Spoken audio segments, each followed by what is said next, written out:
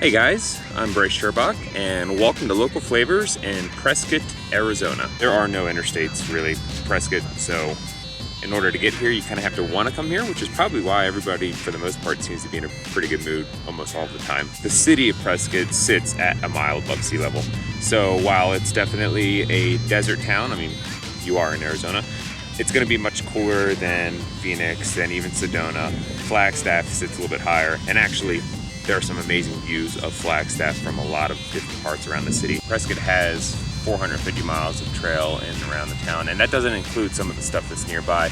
And really, even more so, Prescott is kind of a perfect place to base yourself out of if you were interested in going neighboring communities like Sedona or even like Flagstaff or over on Mingus Mountain, which is just outside of town. Okay, so we're gonna go take ourselves a trip down 3 pretty distinctive trails. I think they kind of show just a little bit of what's available here. The crown jewel of which, in my opinion, would be the Granite Dells, and that, of course, we'll save that for the end. What's up, guys? We're gonna take a trip down West Trail in the shadow of Thumb Butte, which would be Prescott's most iconic natural landmark.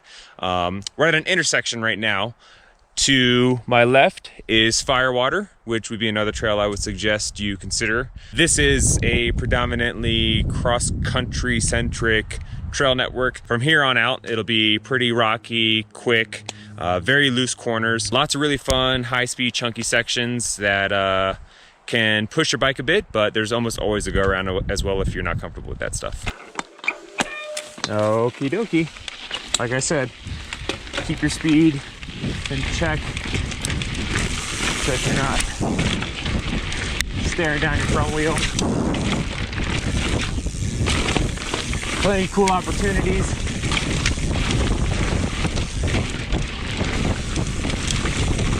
To do a little bit of jumping. This would be the only real kick on this section of trail.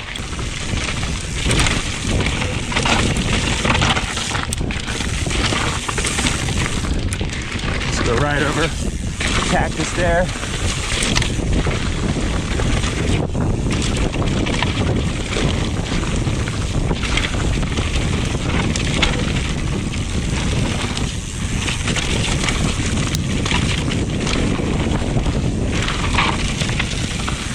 Make your first right.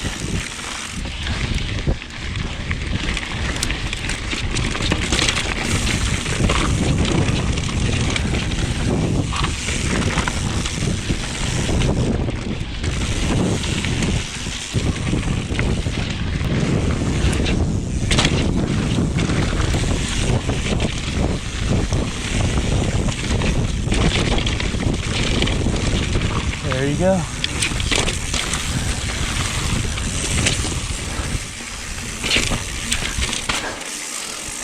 Hoo-wee.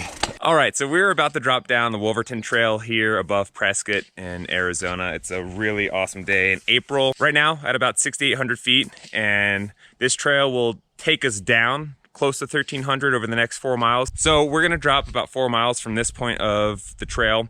The first mile from where we started was mostly a bit of a grunty climb, about 350 feet up.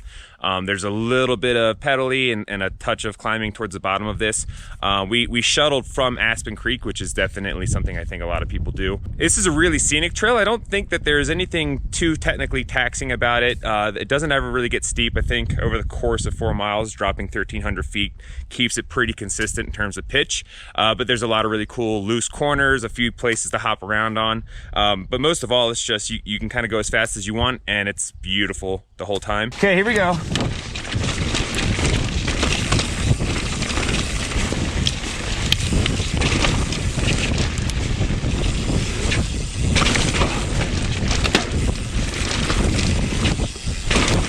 Nice and loose. The views are just kind of non-stop on this trail, as you'll see.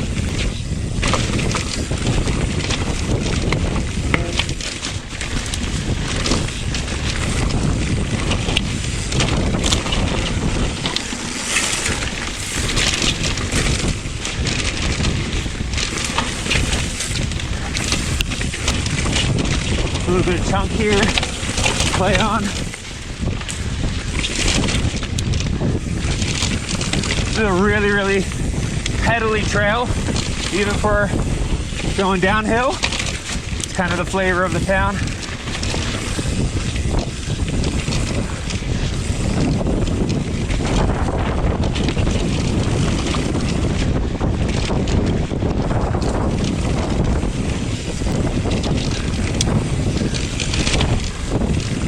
Everything here is very dry. Definitely loose. Takes some getting used to. Hikers up. How you doing? You got 3 of us, thank you.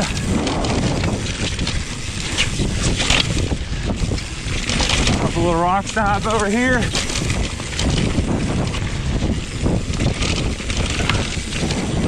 This beautiful view here of Thumb Butte and Granite Mountain, and in the far distance we'll have Flagstaff coming up.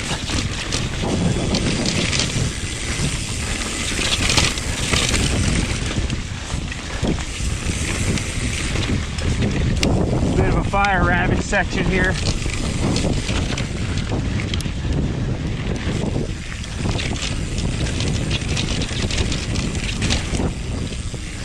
All clear. Whew. All right, bring your pedal legs, because that's gonna work you out. What's up, guys? I'm in the Dells right now here in Prescott, the Granite Dells. Probably Prescott's most unique trail network, I would say, visually and in terms of the ride quality here. The Dells are pretty challenging. It's a really fun and tricky place to sort of find your flow. There are a lot of power moves. There's loads of grip, especially when it comes to some of the big rock rolls that you're gonna find here, but there's also a lot of decomposed granite, which makes traction questionable at best at times. It's definitely a place that favors shorter travel bikes, maybe a smaller wheelbase, not such a slack geometry. You really wanna be able to control everything. And in order to find your flow here, you're gonna have to kind of lay some power down at times and work your way through some pretty tight spots. We're in one corner of the Dells, and from here we're gonna take the Black Hole Trail to the Dino Trail to the Boulder Creek Trail, and eventually that'll spit us out onto the Peavine Trail, which is sort of like this main greenway trail that runs through the heart of the Dells. There is primarily a downward trend, but like I said, in order to find your flow here, I think you really should be prepared to lay some power down and just kind of keep your eyes peeled. It can be a little bit tricky sometimes to sort of see where exactly the trail is going to go. And also just remember, we're at about a mile-high altitude right now. So it's a little bit cooler, maybe not as brutally hot as Phoenix or even Sedona, but it's still the desert, so make sure you bring some water. And as a side note, this is definitely mountain lion territory, so I don't think that it's something you really need to like be worried about when you come out here, but it's smart to be aware of it. So otherwise, this should be a really fun trail, and hopefully I don't get lost and we can have ourselves a good ride. All right, this will probably be the slowest ride that we do with this series, but I think that's kind of like the point, is to take your time finding the flow here. It's not a place that you're gonna just sort of like send everything constantly. And when you are somebody that calls the East Coast home like I do, it can also be kind of challenging distinguishing between some of these lines, because everything is kind of a different shade of gray or brown here.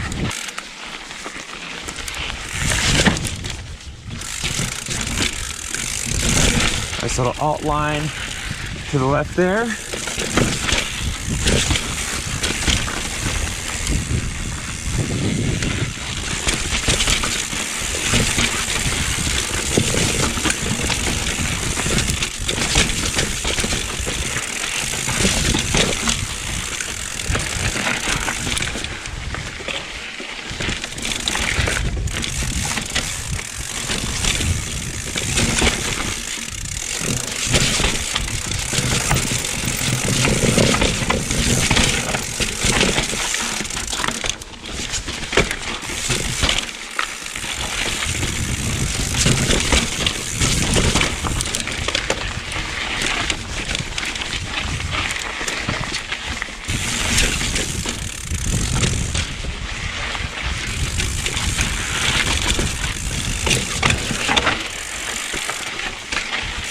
Throughout this trail network, you kind of see some white dots to help you along the way, and it's never a bad idea to stop. They really have a lot of these signs at almost every single intersection, so that's a really great way to kind of keep yourself in check.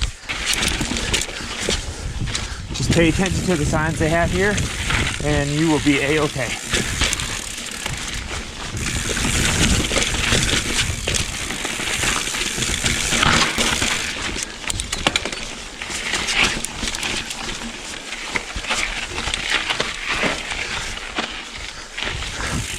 I think that section right there is going to be the punchiest climb you're going to have on this entire route. And if you're caught unaware, it can really hurt. So just remember, don't ever put yourself in too big or too little of a gear where you can't make some quick adjustments for moments like that.